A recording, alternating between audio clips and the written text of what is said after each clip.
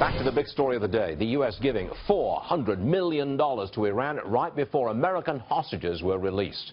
All rise. Judge Andrew Napolitano is here. Is that ransom or what? It's clearly ransom.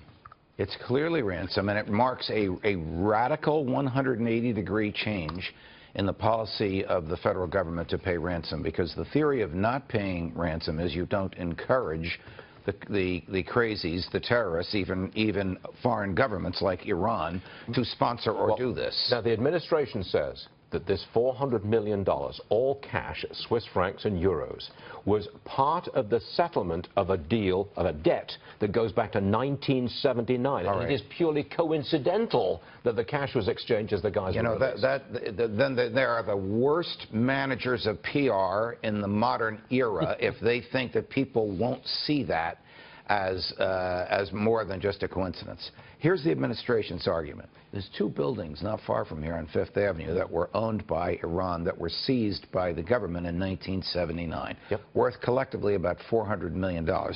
And the agreement, the controversial agreement, the one that the president tricked the Congress into requiring 2/3 in order to oppose, that he entered into with Iran over the nuclear deal, said we're going to return this with you plus interest on the building.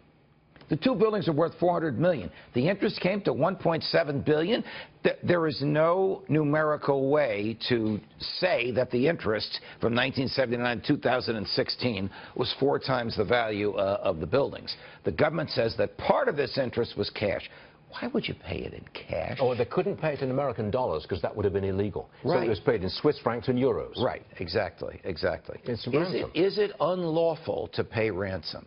Well, it depends on who's receiving the ransom. It is a felony to provide material assistance to a terrorist organization. So if ISIS kidnapped someone and the federal government gave ISIS cash to release that person, as happy as we would be that they're released, that would be a crime, giving material assistance to a terrorist organization.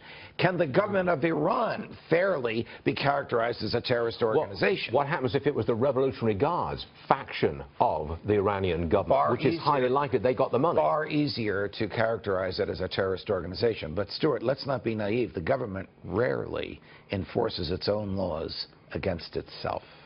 Yes. Sorry to say that. How many times I don't think I'm telling you anything that's new to you or that's new to our viewers. But it's gotten away with. Yes. All the time. Yes, yes. And for Admiral Kirby and the others to say, we told you about this months ago, it's just not there in the record. And that's the reason for the frustration and outrage this morning. Thank you for joining us this morning, Judge. You're welcome. Reason and outrage. Yesterday you said you'd have me back at 11, and somebody bumped me. Is that going to happen The President of the United States. Oh, is that what it was? But he won't happen this morning.